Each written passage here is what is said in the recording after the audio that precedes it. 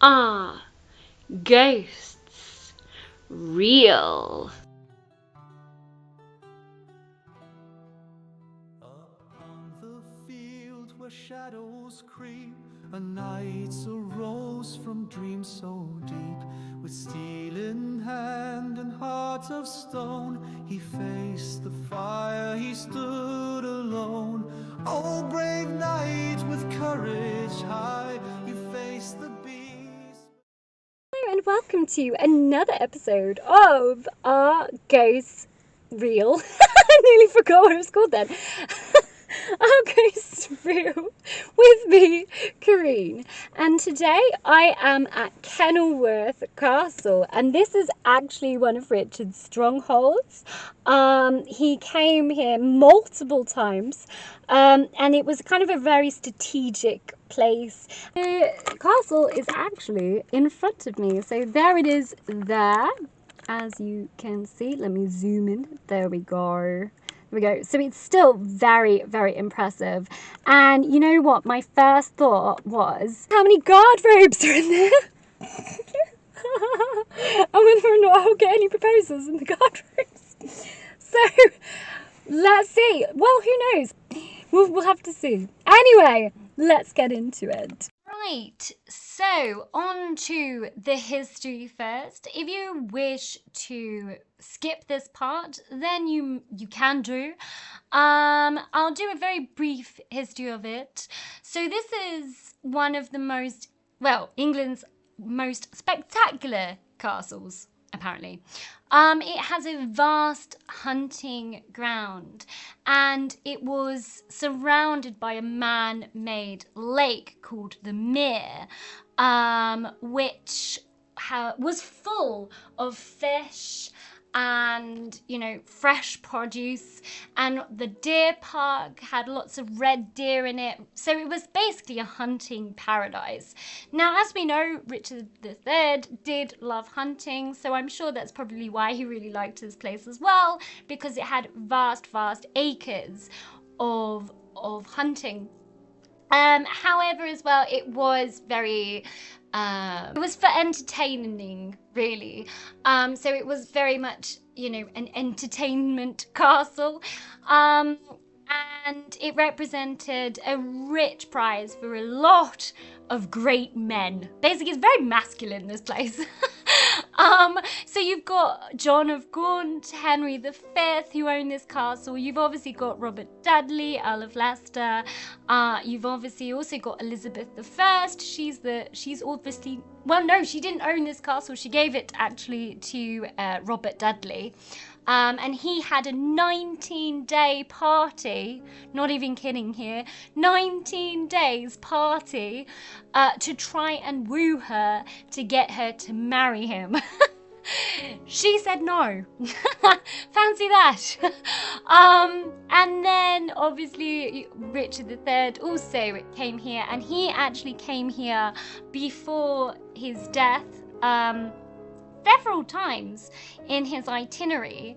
So he came here in June in 1485, and that was the 6th of June until the 30th. He then went to Nottingham.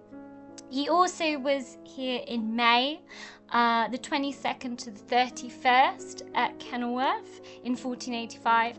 He also was around earlier than that too, but going back to, there's just so much history here. So briefly then, Henry I is really the guy who came here first, and he granted the land of his manor to his chamberlain Geoffrey de Clinton in around 1100 something, and he was there to counter the influence of his neighbour, the Earl of Warwick. So he basically ended up with the southern part of this land, castle, park and mere, and the sandstone keep, which dates to that time period in the 1120s. Now, the sandstone keep is actually really interesting because it reminds me so much of Middleham when I went to Middleham. If you have not watched that, by the way, please do. But it reminded me so much of that castle. It was insane. I was like, no way. And every time I passed it, I was like, this reminds me of Middleham. He then also had an Augustinian priory, which was nearby, and that was founded in 1124. And they provided fish for the mere and livestock in the park. So then it changed hands, and Henry II garrisoned it, why can't I speak, against his rebellious sons in 1173, and then he acquired it outright in 1180. Then in the 13th century, King John spent a massive amount on it, £1,100 in those days money, so whatever that would be now, which would be a lot more than that now, which was strengthening Kenilworth, the curtain walls, and providing domestic accommodation. Then it went to Henry III, who gave it to his sister, and his sister had a very powerful husband called Simon de Montfort, and they were best of friends for a while until they fell out. And then again, it became a bloodbath, basically. And Simon the Younger subsequently held Kenilworth against the king for an extraordinary 6-month siege, which was one of the longest in English medieval history. It was then surrendered to the king on the 13th of December 1266. It then fell into Lancastrian hands, and the second son, Prince Edmund, then had it in the 13th century. Then his son Thomas in 1322 acquired the second Earl rights, which allowed him to have the vast hunting park and the mere, and he also built the chapel in 1314 to 1322. And then you have got, another rebellion. Thomas actually went against his first cousin, even, and in 1320s, and then was executed in 1322. And then again, Kenilworth went back briefly into royal hands. John of Gaunt, the fourth son of Edward III, following his marriage, and then his second marriage, to Blanche, who was the Lancastrian heiress. He got Kenilworth. And then again, he put a lot of work into this. So the Great Hall was actually built by him in 1373 and 1380. And construction lasted for about 2 decades, where he remodeled apartments, kitchens, gardens, and carried out basically a lot of the work. And some of the masons and surveyors are known to have worked actually on Windsor Castle as well. So it actually is very similar to Windsor Castle in some respects. Into the Crown Estate, where it remained for 150 years. So then it passed down, obviously, to Henry V, created the moated pavilion and the mere, and then also created a pleasance place, which is basically was all the rage if you had a lot of money. It's basically a big, massive house at the end of a lake. Where you just have parties and banquets and basically show off is really what it was all about, is showing off. And then of course he really liked the hunting. And then you obviously have Richard III. Edward also did a lot of work here. Richard III did a lot of work here. Then you've got the Tudor kings, of course, Henry VIII. Henry VII built a tennis court. Now, that's ridiculous to me. I do not put Henry VII the flapping pigeon accountant and tennis in the same sentence, but apparently there we go. I doubt he used it. Henry VIII, though, apparently dismantled the banqueting house at the Pleasant and then re-erected it within the castle in the inner ward. And then John Dudley, Duke of Northumberland, de facto regent in the later years of Edward's reign, was granted Kenilworth in 1553. And that's Edward, by the way, Henry VIII's son, who died early. It was Dudley then who had the existing stables built before his execution later that year. And then, of course, you have the famous Robert Dudley and Elizabeth I. So they were childhood friends, and she visited 4 times during progresses through her realm. Her visit in summer of 1575 was actually the longest, and she made to any courtier during her reign. And Dudley basically built an entire new wing to impress her. He changed the landscape and he built a pleasure garden, an Elizabethan garden, which is still there today and actually holds one of the first aviaries in England. He also created an enclosed hunting park of 320 hectares with dramatic views, and it gave access to it from the castle with this massive bridge, which was 600 feet long, 183 meters long, and carried hunting parties over the mere. And then he erected the 4-story tower block known as the Leicester's Building, which I went into today, specifically for her use, which she did use in 1572 and also in 1575. He then set about basically doing another privy garden for her,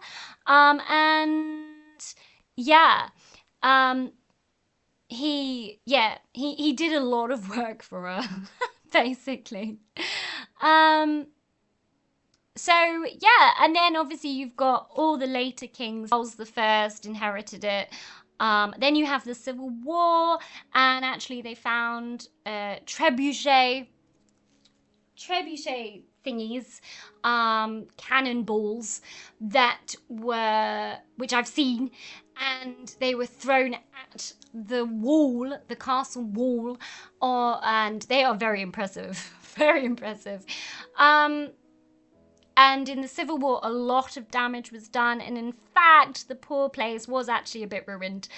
And then it was actually just left to ruins. And it just, up until 1770s. And then it became a very famous castle because of Sir Walter Scott's Kenilworth, a tragic novel revolving around Queen Elizabeth, Robert Dudley, and his wife Amy. And then it also became famous in 1937 with the car manufacturer Sir John Sidley, who bought the castle. He ended up then giving it to the town council. And then, of course, English Heritage took it over and have had it since. So that's a brief history which has probably gone on for 13 minutes, which it has. So I apologise, that's not really that brief, is it? But I tried to make it as brief as possible because there is so much here. But anyway, let's get into it. You've probably had enough of me chatting away now. Here is the Great Hall. And there's also state apartments. This is Hardwick Hall in Derbyshire. Dudley State Apartments could have been really lavish like this. Oh, wow. All the latrines. I found the latrines. Love it. Oh my god. Wow.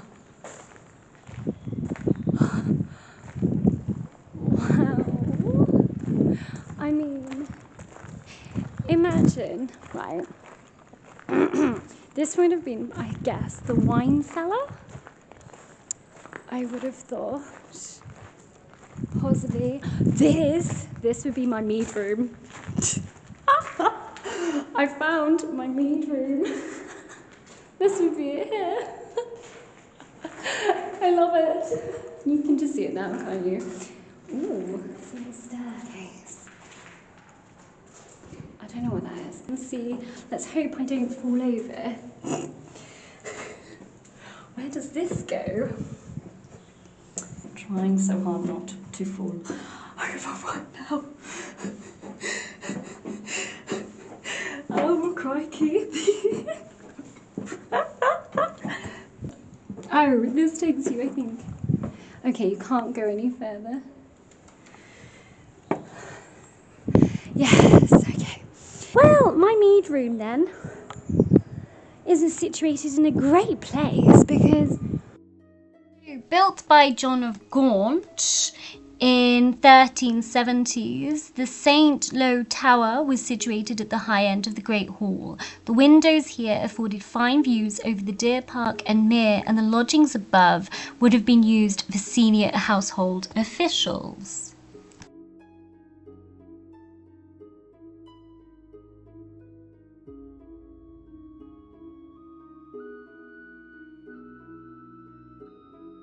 Oh, there's a little room here. Oh, I like this. It's a little room. I'm just going everywhere. And how did they used to do that in Kirtles is beyond me. I've been like falling over everywhere. But I really want this. Idiotic. Basement. Just says basement. Well, yeah, technically this is the basement, which because it's underneath the Great Hall. So technically, you're right. That is the basement. But I really would love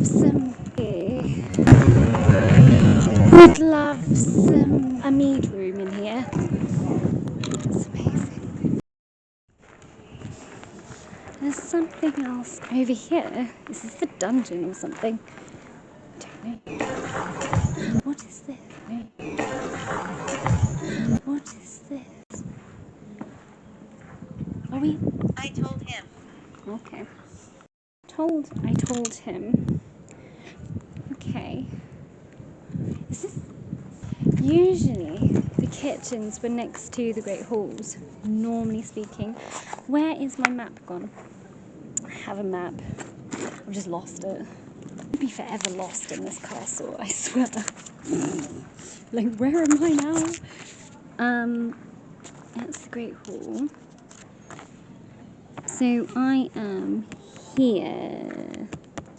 There, but it doesn't say what that is. Okay, non-helpful. Okay, can someone please tell me where I'm standing? Hang on, I'm trying to...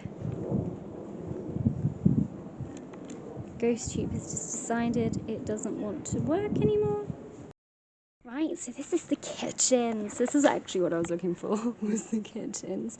So the main kitchen was built by John of Gaunt in 1370 and remained in use until the 17th century. So to my right is so this here, I'm guessing, is the original furnace, which would have had a cauldron and large chunks of meat. Oh no. I hope they didn't have pheasant, because I'm sorry, I'm not eating pheasant. Oh, here we go. So here we go, it's in here. To be fair, they did used to eat pheasant, but I can't eat pheasant. Just saying, anyone who's here, I can't eat pheasant. Please don't make me eat pheasant. And this must have been another one, I think, here. Basically, the reason I can't eat pheasant is that I have a pet pheasant. So I can't eat pheasant. Because I love my pheasant. And his name, I have named him Richard. So I can't eat him because he's too lovely.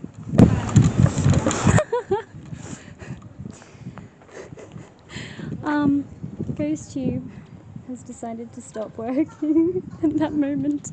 But let's see. Let's turn Sia on and see if I get anything on Sia. I wonder what the king... There's a pigeon. Flapping pigeon. I wonder what the king would actually think about me, you know, having a pet pheasant. I wonder indeed. So, I hope that you have enjoyed this one so far. There is so much more. This is just the first bit. I also have caught some stuff on my phone as well, because I did both my phone and the video camera. So I will do what I've caught on there, I think, separately, and do then in a little separate video. Mainly because I can't be bothered, to be honest, to move it all over to my laptop. Plus my laptop is dying anyway. Well, it's not dying, but I need a new hard drive because this, again, it's not happy. Anyway, I hope that you have enjoyed this one. Please do look out for part 2, because part 2 will be coming very, very soon. I will also be putting up the snippets that I caught on my phone as well in between, from the investigations and interesting bits that I caught on my phone. So I'll be doing that in maybe little shorts or little videos in between. But I hope that you enjoyed part 1, and don't forget to like and subscribe for me. It's free to do both of those things if you haven't already. And then also as well, don't forget to leave me a comment because it helps out the algorithm. And I look forward to seeing you in the next one. And I promise there is no history in the next one. So take care of yourselves, and I will see you and speak to you very, very soon. Bye for now.